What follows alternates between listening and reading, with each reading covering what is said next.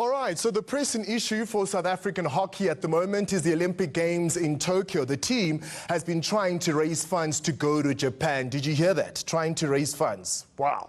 That gives an indication already of the sports challenge. But there are a lot more underlying problems in hockey. And to help make sense of it all, I am joined by Twanelo Pulo, Keenan Horn, Rassie Peterson, and Marissa Langeni. Ladies and gents, welcome to Inside Sports. It's great to have you for the great road to Tokyo.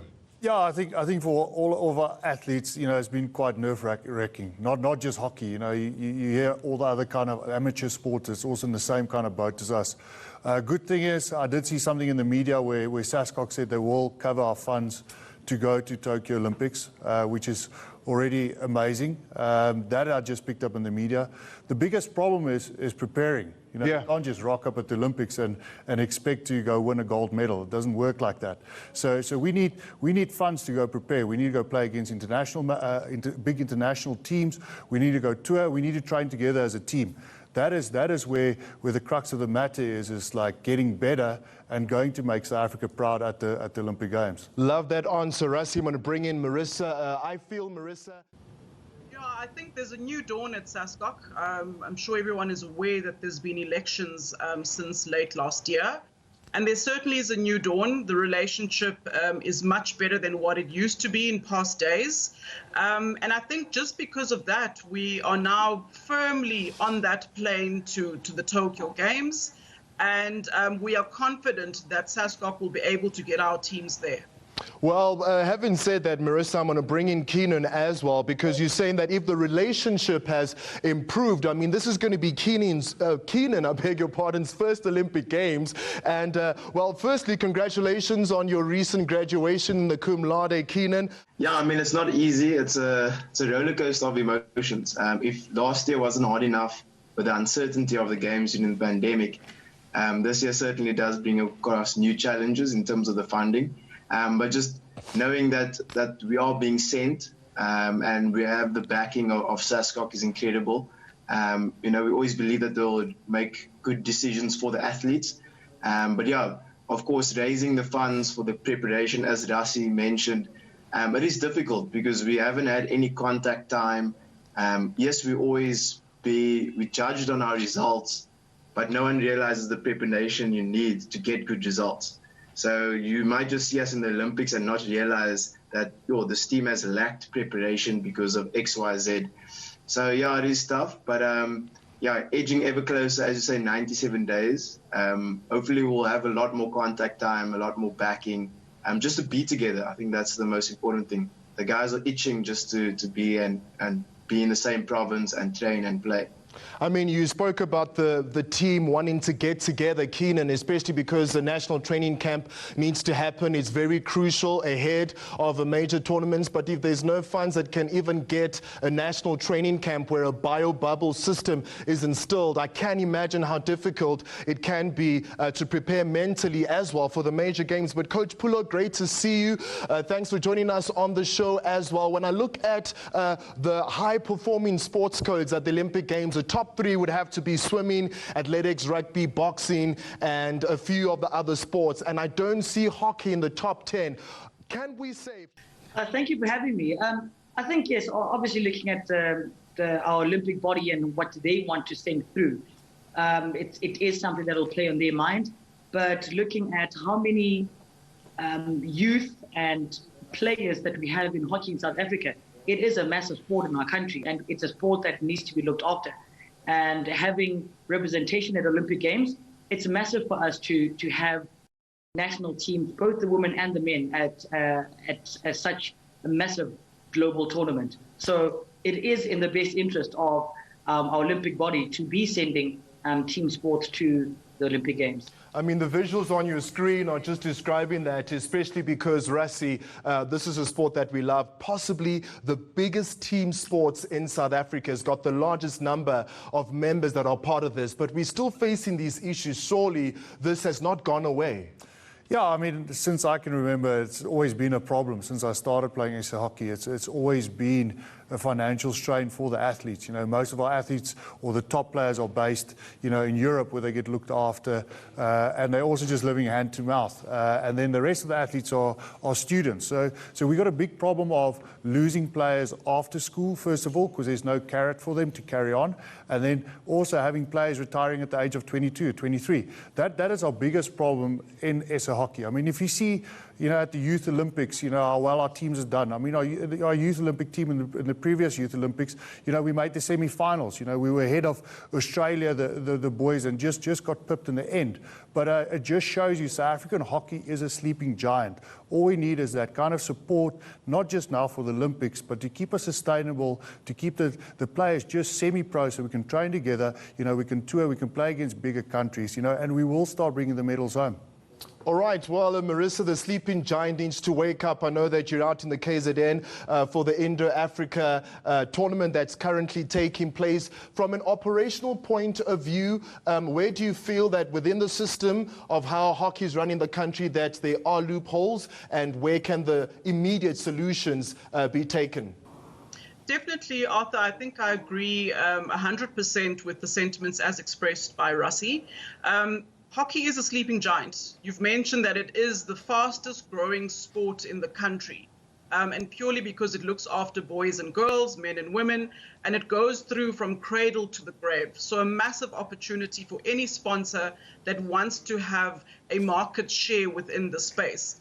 It certainly is a sleeping giant. We are looking for partners and sponsors that can obviously, that want to associate with the sport like hockey, that cuts across genders, and obviously cuts across age groups. So definitely there are opportunities. I think just improving our own domestic leagues across the country, making sure that teams can have quality matches and that players are not seeking quality tournaments by moving overseas. So definitely improving our provincial game, our local sport will be a first step in that way. Fantastic. That's Marissa Langeni just talking to us, of course, about where the possible solutions are for this dilemma that hockey has faced for so many years. We're also speaking about we're looking at the state of South African hockey, particularly when it comes to Olympic participation. The qualifying criteria is slightly harsh on our hockey teams, but that said, the standard needs to be higher for them because when they meet top teams, the scoreline is not pretty. So how do we balance all of that? I've still got Rassie, Marissa, Keenan, and of course, Coach Pulo. Keenan, let me start with you. Matchkits.co have pleaded to the public, fans, and potential partners, you know, to raise up 3.5 million to 5 million rand, just so that, Team South Africa can, of course, satisfy SASCOC's desires in terms of not having the hockey team just qualify through the African Cup of Nations, but other important and higher level type of competitive competitions across the world. What is your opening thoughts to that? Yeah, look, it's, as I said, I can't stress the fact enough. As Rassie mentioned, we have a lot of players playing overseas. So that means that our players are good enough to compete on that level. If you look at our best 11 on the park, it can definitely compete with the top nations. Unfortunately, a team sport, you know, you're only as good as your preparation. You know, that's why Matchkit have been great because they understand our need, our desire.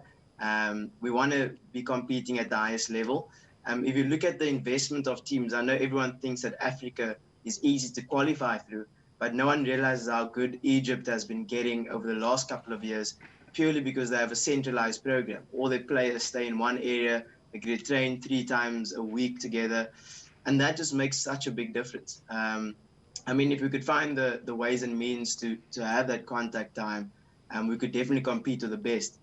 We don't just have, let's say 60-70% of your squad playing or your team playing overseas for nothing. That means your individual base is extremely good. We have coaches who are now being paid professionally to coach at various schools. So they're doing these things full time. So our coaching and our management staff are right up there with the best.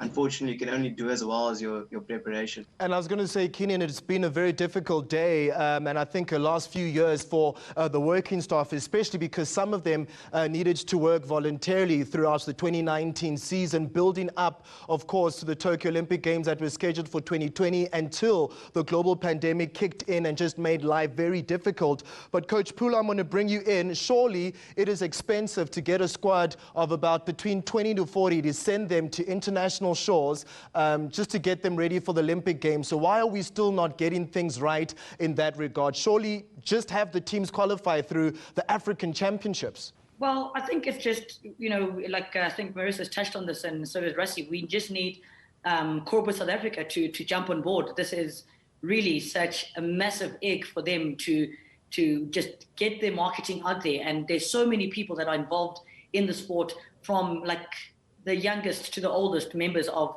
our South African communities. So that is still a thing that we're still toying with. How do we get our corporates to be involved with what we're doing? You look at many other countries around the world, it's not just their national associations or their Olympic bodies that are funding their preparation. There's so many corporates that are involved in what they're doing. And it's fantastic that MatchKit has seen our problems and our plight and are trying to get us there. It is costly to get so many people together, but the rewards are so sweet. So I'd hope that even after this chat together, because our prep is just for the Olympic Games, but the bigger picture is going forward after this. We're looking at the Commonwealth Games, looking at the World Cup next year. So there's so much more for people who want to get involved in this team and in SA hockey as a whole. There's so much for them to get out of it. Marissa, technically speaking, South Africa has already qualified for Olympic Games, but having to wait now for extra qualifiers to take place with just a short time in between right now and the Olympic Games makes it completely difficult for this to be possible. I'm just afraid that this might be a repetition of the 2016 case study where the team that was getting ready for Rio were just shown the door and their Olympic dreams were shattered. How are we sure that our team is definitely going to be on the Japanese shore by the time the opening event Olympic Games takes place, Marissa? Fortunately, times have changed. As I said, there's definitely a new dawn within the SASCOC structures. In November 2019, the special general meeting of the Council of SASCOC took decisions to revise the qualification criteria for the Olympic Games. And that decision meant that only the International Federation qualification criteria would be used. So by our teams winning the Africa Cup of Nations in 2019 was sufficient to book their seats for the Tokyo Games. This decision was also followed by a second resolution that was taken by that same special general meeting in anticipation that there would be a larger contingent going to Tokyo. And that second resolution said that athletes should not be left behind because of the cost implications of a larger Team South Africa. It then gave us the opportunity to put our shoulder to the wheel and to assist SASCOC to raise funding to ensure that Team South Africa would be able to deliver the entire contingent to Tokyo. At this stage, I can confirm that we have not been asked to pay anything towards sending our teams to Tokyo. We have given SASCOC the space to work with their partners in discussions with the National Lottery, National Department of Sports, Arts and Culture, partners such as Mr. Price Sport, Planet Fitness that has recently been announced, and they are confident that they will have all the necessary funding to send the entire Team South Africa contingent to Tokyo. Rassie, this could be your last Olympic Games. Having heard Marissa state that, of course, at this stage, SASCOC have not told the Federation that players need to raise up their own funds. Does that give you a sense of relief, a sense of hope that things could turn out to be better? Because I can see that the leadership group is still standing out here as the major contribution to the fatalities of hockey in South Africa. Look, I mean, having that news is a breath of fresh air. Is it a solution going into the future? It's not a complete solution. You know, we're talking about the bigger picture. Like I'm echoing what Keenan and Paula were saying. Is like, you know, the the team's eyes are also on World Cup next year, Commonwealth Games. We want to go win that medal at the Commonwealth Games, and then Paris Olympic Games around the corner. It's like getting all these kind of stepping stones ready, to go participate. You were talking about our qualifying criteria that we have. We don't set those criteria. The IOC and the FIH, like Marissa is saying, they set it out for us. We can, as players, as athletes, we can just do our job. There was a different criteria where we had to go to World Series. They wanted us to make the final. We went to India. We made the final. We played against India. Unfortunately, we lost the final, but that was the criteria. So this team and our hockey players are definitely punching way above our weight. And that's what I want to emphasize and say, we just need that backing so we can prep, we can train together as a team, and we will bring medals home for South Africa. Well said there by Rassie Peters, goalkeeper with the SA men's hockey team, as we talk about Hockey South Africa right here on Inside Sports, and you're watching it on eNCA. We continue shortly on the conversation on whether or not Team South Africa can return from Tokyo with Olympic game medals. Of course, they are ranked 14th in the world and the only African team in the top 20. Need I say more? We've got a winning chance. We've got a winning team. We chat about that next on Inside Sports. Welcome back to Inside Sports. Let me get the final words from my guests as we wrap our chat on the state of South African hockey. All right, Rassie, how do you keep the morale up and going, especially with all the turbulence that's been happening around Hockey South Africa, and in particular in sports across our country as well, coming into a major tournament like the Olympic Games? I mean, this is the highest that any professional and performing athlete would like to perform at. Yeah, I think for us is, it doesn't mean you're not professional. You can't be professional, And I think our squad, we got an amazing culture at the moment in our squad. We've been working quite hard, even over lockdown. Every Wednesday night we had our Zoom session. We worked on our team culture and what we want to achieve. I think we're in a great space. The guys are very professional. I mean, if you look at our fitness program, when the guys are doing fitness testing, we're definitely at the top, in the world. There's only 12 countries that can qualify for the Olympic Games. We all know we have a tough pool, but we got a plan to get through that pool, to get into the quarterfinals. And we know quarterfinals, anything can happen. So that's our short-term goal at the moment, and we're quite excited, and hopefully we can make South Africa proud. Coach Pulo, how do we make South Africa proud? You've been in the space before. You understand what it takes to work hard, set standards, and of course, meet expectations. Can we return with a gold, silver, or bronze?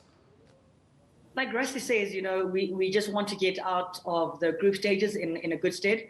There is no easy quarterfinal at an Olympic Games, no easy game at the Olympic Games. But with the group that we've been working with, the talent is immense, and we have a great balance of youth and experience. So I can't wait for that first game as we leave the group stages, because that's the lottery that we are very willing and happy to play. And anything can happen once we're there. And I've got the greatest beliefs. I've been a hockey nerd for over 25 years now. Looking at the group that we are working with, looking at the other teams around the world, do we have an outside chance? Of course we do. Are we South Africans? Do we play with passion? Do we play with every bone in our body? That's what we're going to bring to the Olympic Games. And it's going to be exciting. I can't wait for the rest of South Africa to buy into exactly what we've been working towards for so many years. Fantastic. Marissa, in particular, you've been working hard. I mean, waiting for the Olympic Games, a 4-year wait. As I've said before many times on the show, that turned into a 5-year delay, possibly. Just your thoughts ahead of the big competition and just how well your teams are going to do. We're extremely excited. I mean, we've got a group of players that has worked extremely hard. They've fought for this place and have earned their berth in the Olympic Games. So we're extremely excited. We are lobbying as South African hockey for a new funding formula in sport. You speak to the great nations, if you speak to Great Britain, they can tell you exactly what the funding formula for Olympics for Great Britain looks like. And I think it's time for South Africa to have exactly that conversation. What do you do with teams that are ranked in the top 20 in the world? Is there a blueprint in terms of national funding to fund sport in South Africa and to fund medals for the country? Fantastic. Keenan, very quickly, just last words from you, because we have run out of time. Very, very quickly, just what your take is on a gold, silver, or bronze at the Olympic Games. Very quickly, Keenan. Yeah, no one ever plays sport to finish last. I can tell you that much. We're going in there to win it. It doesn't take much to motivate yourself for the Olympic Games. So South Africa, as Coach Paulo said, we are definitely motivated. We have South African blood running through our veins, and we never give up. So we'll definitely make the country proud. Fantastic. Well, a massive thank you to my guests, and thank you for tuning in. I'm Arthur Bonakawa. Join me again next week, Saturday, as we take yet another in-depth look inside sports. Stay tuned to eNCA for your latest news, headlines. We're with two-piece up next. But from me, it's au revoir for now.